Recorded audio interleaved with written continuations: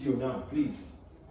Hi guys, you're welcome back to another video on paint production. This class is a master class, is a class you get educative in terms of paint. We are going to go into full theoretical and practical part of paint production, paint mixing and paint application, and also we showcase some of our projects that we have used paint to pay some of our projects. And today we'll be discussing about this satin paint. Why satin paint? The reason is that most of the household in Nigeria now believe that satin paint is one of the best paint to use for their interior design, but it depends on how you feel it. But some like something that glitters, and we have satin and silk. They are two different things. It's not, silk doesn't glitter, it has a little sheen. The sheen is not as glittering as the satin paint. So now today we want to discuss about how you can produce satin paint off white. We are going to be treating it every color, but we've discussed on this channel on how to produce white satin. We have discussed on this channel how you can produce cream satin. So today we want to talk about off-white satin. After today's video, we are going to discuss about how you can produce black satin. Don't you feel it? So let's go and see how we can do it. So we are producing off-white satin today. So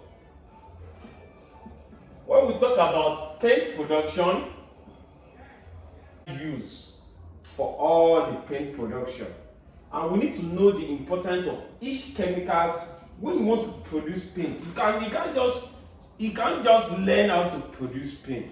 You need to know, why am I putting this in this bucket? Why am I putting this content?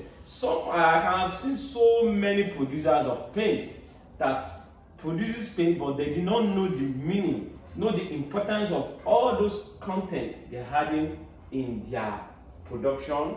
So we discuss about the first chemical here is acrylic.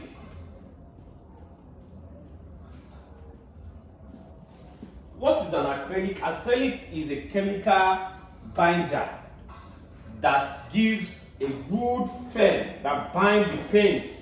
That is what protects your paint from dusting. When sometimes when you open you paint you see some other important when you are producing this paint. One of the first chemical you need is the acrylic. Then you need your titanium dioxide.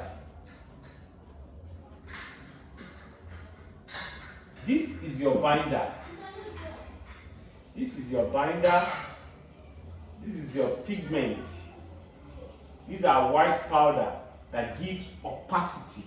This gives strength. This gives coverage. So sometimes you see paint production where some paint will tell you that a liter of their paint will cover about 4 square meter, 5 square meter of a liter. Some will tell you that a liter of their paint will cover about 10 square meters. What is determining this spreading rate is this titanium dioxide. So is it titanium dioxide that determines the spreading rate of every paint? That is the opacity of paint. Then this is nitroso. I think nitroso. So this is a thickener. This is a thickener that gives the paint. So when you are producing paint, when you are mixing paint, it's a watery form. So it won't be good for you to apply put your roller and paint without the thickener. And this thickener is what bacteria always affect when your paint is getting spoiled. That is the first target any bacteria, any form of decay is going to come when your paint is long in the bucket. It is this nitroso that hold all the paint together. Then we have we have another chemical, buffer. These are chemicals that speed chemical reaction. Buffer solution. Then we have our preservative. We have our Tesanol. We have our formalin.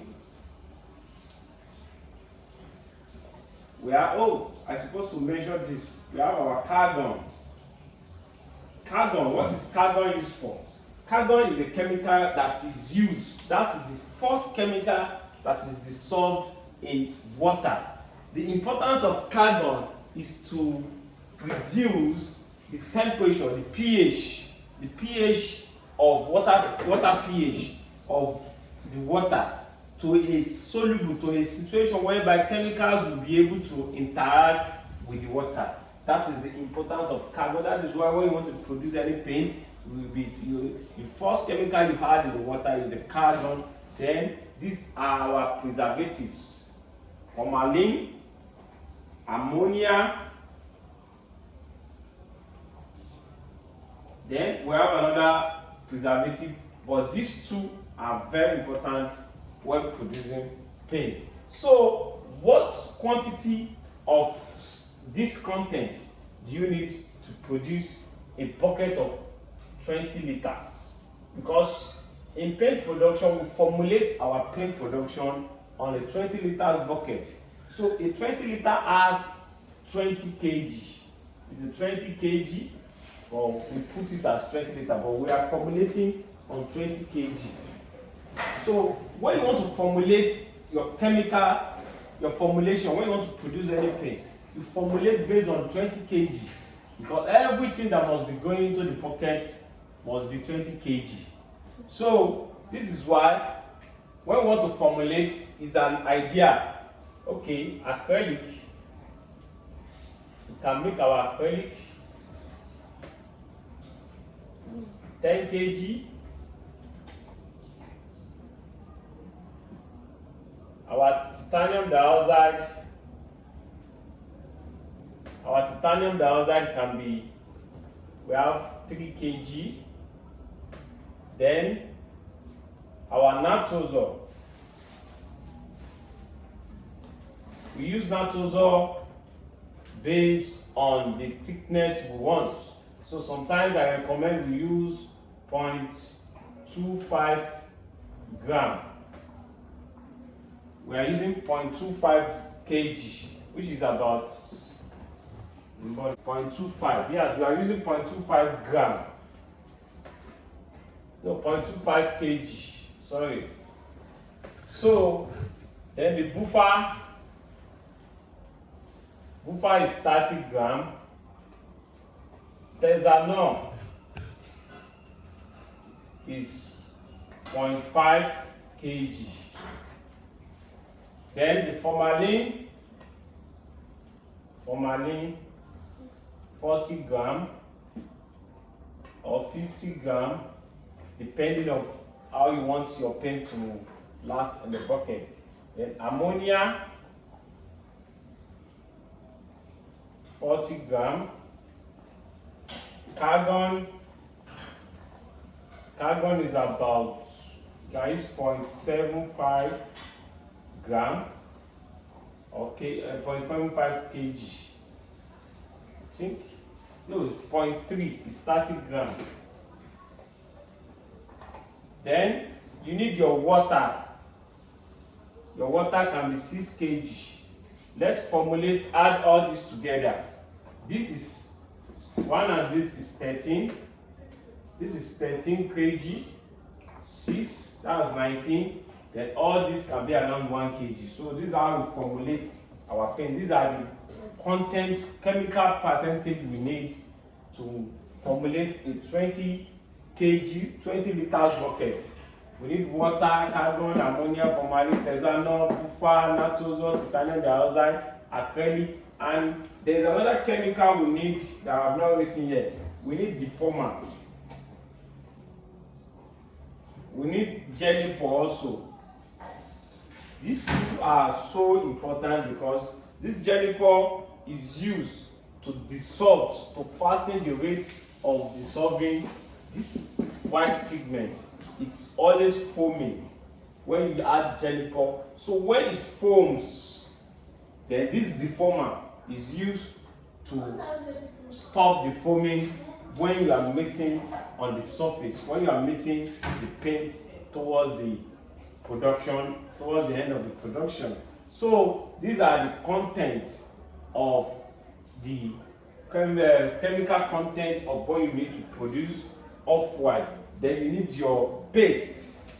You need your paste, yellow paste, or you need your yellow oxide, dissolved yellow oxide. Any of these two, just add a little drop and you are getting off-white. But I would prefer you go for the yellow oxide. The reason oxide is better than paste, because paste fades off. If you are using it for exterior, oxide doesn't fade easily, but paste fades. So this is why we advise most of our clients to use. What about the content needed to produce off-white satin? But there are some ways, some things that you need to go higher. That you need to increase the quality of the satin paint. What I just formulate is an economic paint, economic-based paint, because the content we use here is about acrylic. We use acrylic for 10 kg. We use our T10 for 3 kg, titanium dioxide. That's why it's titanium. Then, but if you are going to produce higher quality of satin, we can increase it acrylic when we want to produce, when we want the quality to be more better than, because formulation is about addition of chemical. The higher the quantity of chemical content, the higher the cost, the higher the quality. So if you increase this to like 4 kg, you are getting higher quality coverage. So let's talk about all this chemical, how you can add it, and stages involved when adding this chemical to your to produce. You have your 20 liters of bucket. Yeah, this is our bucket, 20 liters. So our first thing to add in this water, in this bucket, is our water. Our water, this is about water. 6 kg. So when we add our water, the next chemical, this is 1. This is 1. Then the next chemical is our carbon. Carbon 2.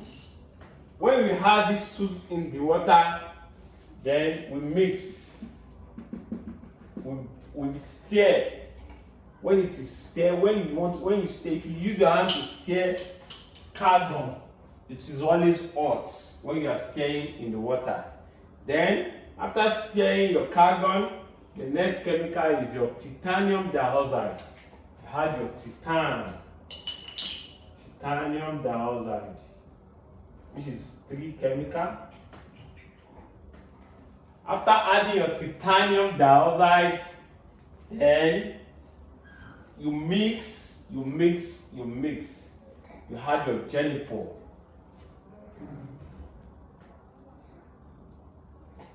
The importance of your jelly pop is to dissolve this titanium. You mix for some time.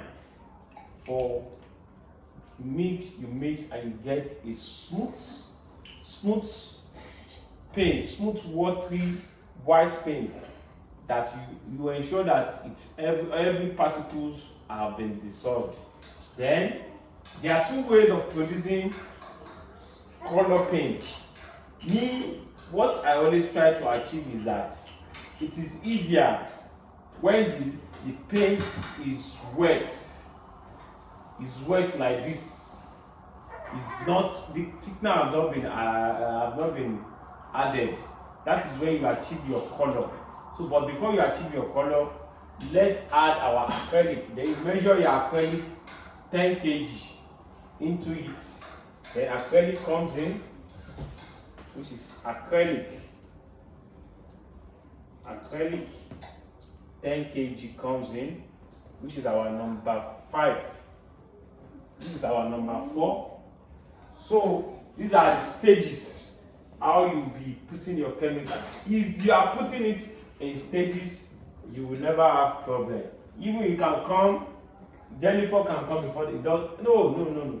The time will come. So you just have to be patient when you are putting chemicals in paint.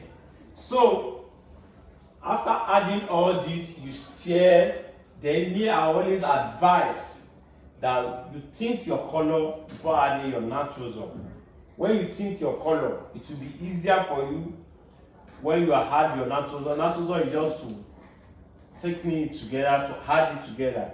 So then, because you are producing off-white, you can just add a little drop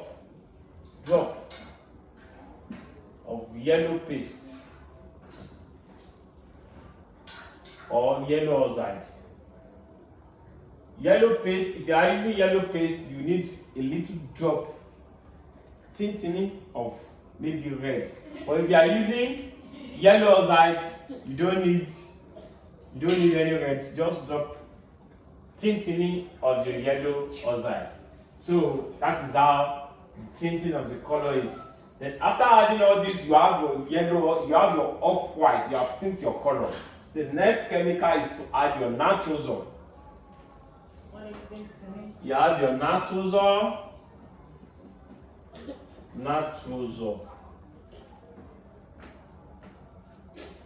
The nitrogen is your thickener. You add the following chemicals. You add your buffer. You add your ammonia. You add your formalin. And you have your off-white satin paint ready to use.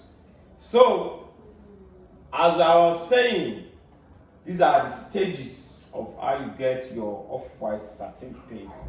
But if you are doing this paint, maybe you are on site as a paint user or as a painter, there are some chemicals you can eliminate so that you can make extra profits, like this ammonia and this formalin. These two chemicals can be eliminated immediately. So for you, because the purpose of this preservative is to preserve, to prolong the lifespan of the paint when it is covered in the bucket. But there is another preservative that is used for paint, that which is mostly used for higher quality, like we use EPW, that's antifungal. These are chemicals that doesn't allow fungi to grow after painting, like exterior painting. You see sometimes when you paint a house, you see mucus, you see them growing on the wall of the paint. So these are chemicals that are used to protect that type of thing. So guys, this is Preface Chemical. My name is Abdul Wahab Biliamin Oladimeji. Thank you for watching today's video. Don't forget to subscribe to this channel and click on that notification bell. Thank you guys.